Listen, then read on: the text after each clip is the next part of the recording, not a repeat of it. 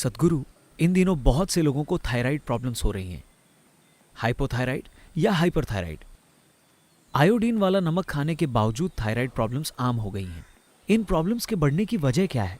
क्या ये भी डायबिटीज या हाइपरटेंशन की तरह स्ट्रेस रिलेटेड है? क्या हम हठ योग या क्रिया के अभ्यास से या ईशा योग केंद्र जैसे प्राण प्रतिष्ठित स्थान पर आकर इन हालातों में सुधार ला सकते हैं? इससे बाहर निकलने के लिए हम कौन सी चीजें कर सकते हैं? बहुत से लोगों ने हठ योग के अभ्यास के जरिए से छुटकारा पाया है। किसी प्राण प्रतिष्ठित स्थान में होने से निश्चित रूप से फायदा होता है। But this pretty widespread. लेकिन ये थायराइड इम्बैलेंस काफी ज्यादा लोगों को होने लगा है। देखिए, हमें इसे समझना होगा। आप जिसे थायराइड कह रहे हैं, योग में हम इन ग्रंथियों को इस तरह से नहीं देखते, लेकिन मेडिकल दृष्टि से आप जिसे थायराइड कह रहे हैं वो आपके भीतर एक ऐसा सिक्रीशन या स्राव है जो आपके सिस्टम को कैलिब्रेट करता है हर रोज। ये तय करता है कि कितना पाचन होना चाहिए, कितनी ऊर्जा पैदा होनी चाहिए, कितना फैट पैदा होना चाहिए, कितनी मांसपेशी बननी चाहिए, हर चीज। ये आपकी शारीरिक संरचना को संतुलित करने की कोशिश करता है। आपके शरीर की संरचना आपकी मनोवैज्ञानिक संरचना से गहरा संबंध रखती है। आज आपको यह दिखाने के लिए पर्याप्त प्रमाण मौजूद हैं कि अगर आप यहां बैठकर पहाड़ के बारे में सोचते हैं तो आपकी ग्रंथियां एक तरह से काम करेंगी। अगर आप शेर के बारे में सोचते हैं तो ये किसी और तरीके से काम करेंगी। अगर आप समुद्र के बारे में सोचते हैं तो ये किसी और तरीके से काम करेंगी। अगर आप किसी आदमी या औरत के बारे में सोचते हैं तो ये किसी और तरीके से काम करेंगी। बस एक विचार और कुछ नहीं। पहाड़ से कोई संपर्क नहीं, शेर से कोई संपर्क नहीं, आदमी, औरत या समुद्र से कोई संपर्क नहीं। बस एक विचार ही ग्रंथियों के काम में उतार चढ़ाव ले आएगा। मैं कह रहा हूं कि ये सिस्टम इतना शानदार और सटीक है कि ये आपको अच्छी हालत में रखने के लिए हर चीज को संतुलित करने की कोशिश कर रहा है। आपके साथ समस्या ये है कि आपको एक बैलगाड़ी चाहिए, क्योंकि आप वो खोई हुई कड़ी हैं। आपको बैलगाड़ी चाहिए, लेकिन उन्होंने आपको एक शानदार अंतरिक्ष यान दे दिया। हर छोटी से छोटी चीज तमामों चीजें करती हैं। अगर आप इसे बस छू लेते हैं तो बुम, सिस्टम में कई तरह की लहरें पैदा हो जाती हैं। अगर आप बस ऐसे देखते हैं और इस पेड़ के बारे में एक राय बना लेते हैं तो इसमें कई तरह के रासायनिक और दूसरे बदलाव आ जाएंगे। ग्रंथियों के काम करने का तरीका बदल जाएगा। आप जहां कहीं भी हो, मुंबई में हो, न्यूयॉर्क या लंदन में हो, या जहां भी हो, जिन जगहों पर आप चल फिर रहे हैं, बस उस परिस्थिति पर गौर कीजिए। शायद सामाजिक तौर पर आप उन चीजों के आदी हो गए हैं, लेकिन जिस तरह के माहौल में आप चल फिर रहे हैं उस पर गौर कीजिए। कितनी तरह की चीजें वहां हो रही हैं। उनमें से कुछ भी इस जीवन के लिए अनुकूल नहीं है। हो सकता है कि आपको इनकी आदत पड़ गई हो। शायद अब आप उन शहरों से बाहर न रह पाएं, वो एक अलग बात है, लेकिन वो जीवन जो आप हैं वो उस तरह का माहौल नहीं चाहता। तो आपके भीतर जो बहुत से बदलाव हो रहे हैं वो आपके हित में नहीं है। ग्रंथियों का ठीक से काम न करना तो बस एक नतीजा है। A very highly calibrated function. ग्रंथियों के बहुत ही परिष्कृत कार्यों में से एक चीज है थायराइड। ये आसानी से पता चल जाता है। सबसे पहले आपके शारीरिक और मनोवैज्ञानिक पैरामीटर सामान्य से थोड़े बदल जाते हैं गड़बड़ी की वजह से। और दूसरा आयाम उस गड़बड़ी का जो आपके भीतर से हो रही है, आपके खुद के मनोवैज्ञानिक पैटर्न। गड़बड़ी का एक और आयाम यह है कि आपके भीतर किस तरह का भोजन जा रहा है। आज आप ऐसी कोई चीज नहीं खा सकते जो रासायनिक तौर पर प्रदूषित ना हो। अगर आप काफी ऑर्गेनिक भोजन खा रहे हैं तो बस वो ऑर्गेनिक केमिकल्स इस्तेमाल कर रहे हैं। हालात ऐसे हो गए हैं। कुछ ऐसा खाना बहुत मुश्किल है जो किसी जंगल में उगा हो और आप बस उसे तोड़कर खा सकें। ऐसा बहुत बहुत कम होता है। ऐसे लोगों का प्रतिशत न के बराबर है जो उस तरह की चीजें खा सकें। अब सब कुछ बाजार से आता है और बाजार में सब कुछ ज्यादा मात्रा से तय होता है, न कि क्वालिटी से। और ये भी इस देश में ये सारी चीजें अब खत्म हो गई हैं। मेरी दादी माँ हर दिन, वो सब्जी वाले, वो घर में टोकरी लेकर आते थे। सुबह सुबह ही उन्होंने खेत से सब्जी तोड़ी होगी और 7:30-8 बजे तक वो हमारे दरवाजे पर होते थे। जब वो आते थे तो दादी माँ सब्जियों को देखती थी। जब उन्हें खरीदना होता था तो वो सब्जी वाले को सब्जी छूने भी नहीं देती थी।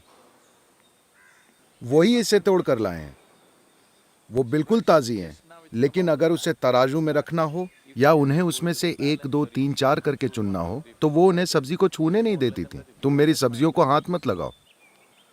This is not to ऐसा बैक्टीरिया से बचने के लिए नहीं था। वो नहीं चाहती थी कि वो आदमी या औरत उन सब्जियों को छुए जिन्हें उनके बच्चे और नाती पोते खाएंगे। वो उन्हें एक खास तरह से छूती थी, उन्हें सहलाती थी, बहुत प्यार के साथ उन्हें हर तरह से देखती थी और फिर उन्हें काट कर बनाती थी। ये मत सोचिए कि अजीब बर्ताव है। अगर आपके जीवन में ये सारी चीज़ें मौजूद नहीं हैं तो आपको अपनी ग्रंथियों को ठीक रखने के लिए गोलियां खानी पड़ेंगी, और गोली निगलने से इनमें संतुलन नहीं आने वाला।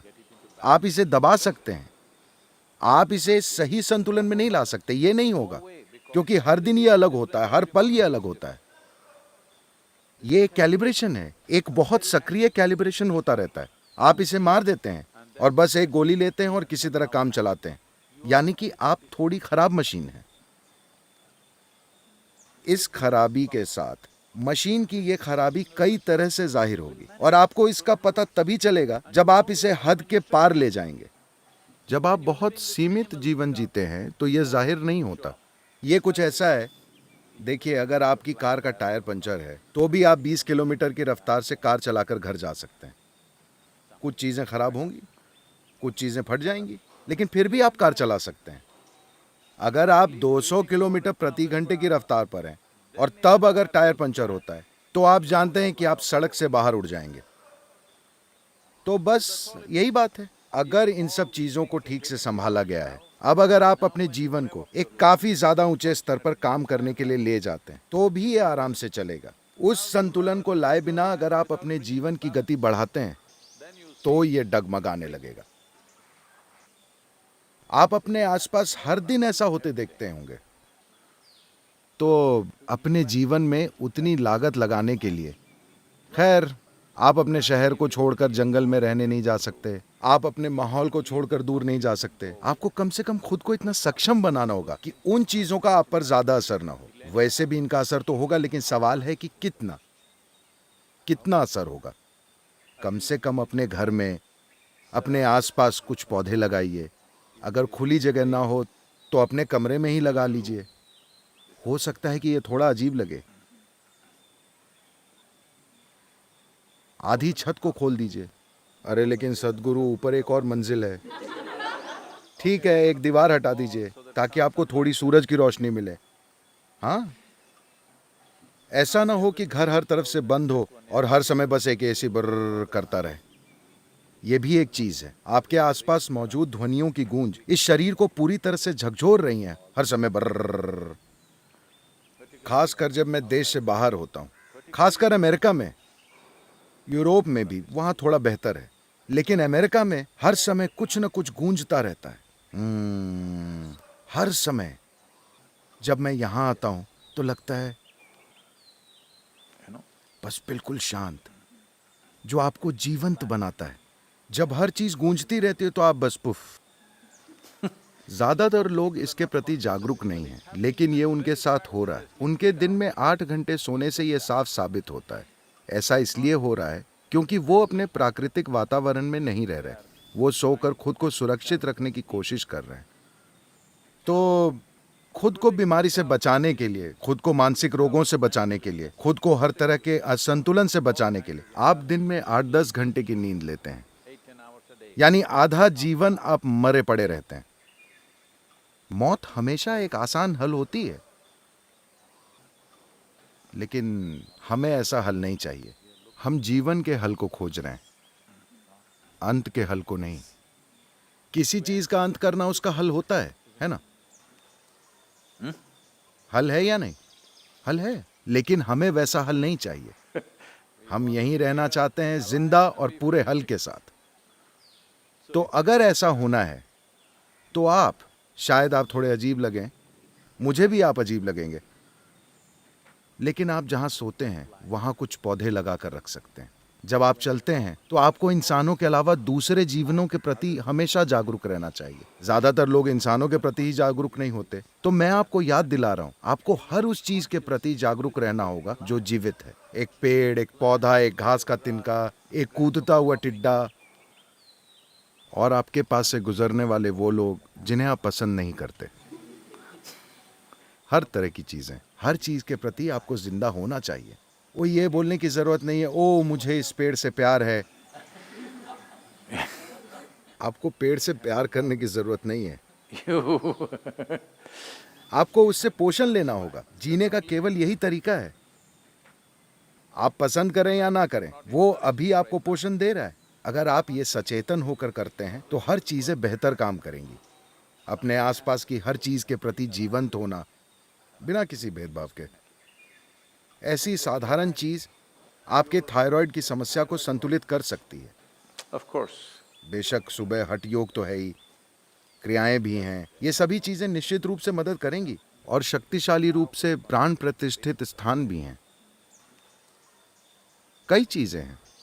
एक मुख्य कारण यह है कि इंसान कम और कम सक्रिय होते जा रहे हैं जैसे जैसे तकनीक का विकास हो रहा है। एक दिन में औसतन एक औसत इंसान, How much activity, physical activity? पिछली पीढ़ियों के लोग कितनी ज्यादा शारीरिक मेहनत किया करते थे, और अभी हम सब जितनी शारीरिक मेहनत कर रहे हैं वो बहुत ही कम है। इतने कम स्तर की सक्रियता के साथ सिस्टम में संतुलन रखना मुश्किल है। तो थोड़ा सा असंतुलन होने पर आप जाकर बिस्तर पर मत लेटिए। अगर आप थोड़ा असंतुलन महसूस कर रहे हैं तो आपको ढेर सारे काम में कूद पड़ना चाहिए। जहां भी जोश और उत्साह के साथ कोई काम चल रहा हो, आपको उस काम में कूद पड़ना चाहिए और उससे ज्यादा और ज्यादा कीजिए। अगर आप बीमार महसूस कर रहे हैं तो ज्यादा से ज्यादा काम कीजिए, वाकई, क्योंकि जिस पल आप पीछे हटते हैं आप बीमारी को मजबूत बनाते हैं। अगर आप बहुत ज्यादा बीमार हैं तो वो अलग बात है, वरना आपको, हम असल में ग्रंथियों की कई तरह की गड़बड़ियों की बात कर रहे हैं। शरीर से काम लेना एक आसान समाधान है। शरीर से काम लेना यानी, जो लोग न्यूयॉर्क में रहते हैं, मैं आपको बता रहा हूं, काम लेने का मतलब ये नहीं कि आपके पास कलाई पर वो हेल्थ बैंड है। 10 steps, 12 steps. ऐसा मत कीजिए। ये शरीर से काम लेने का तरीका नहीं है। ऐसा करने से बीमार पड़ने की संभावना ज्यादा है। बस यूं ही खुशी के साथ कुछ कीजिए। खुश और जिंदा रहिए। काम तो सिर्फ, अगर आप ये नहीं जानते कि यहां बैठे बैठे पूरी तरह से जिंदा कैसे रहना है, तो जाकर कुछ खेलिए। कोई खेल खेलिए, बस यहां वहां दौड़िए। चलते समय टिड्डे की नकल कीजिए, कोशिश कीजिए। क्यों नहीं? आपने कभी किया नहीं? आपके साथ यही तो समस्या है। जब आप जाएंगे तो मैं देखना चाहता हूं कि, चूंकि आप घास पर चलने जा रहे हैं, बेहतर होगा कि आप टिड्डे की तरह चलें। Chuk, chuk, chuk, chuk, chuk. आप देखेंगे आपके अंदर कितनी जीवंतता आ जाएगी। Essentially, मूल रूप से आपकी बुनियादी समस्या ये है कि आप अपने जीवन के बारे में कुछ ज्यादा ही गंभीर हो गए।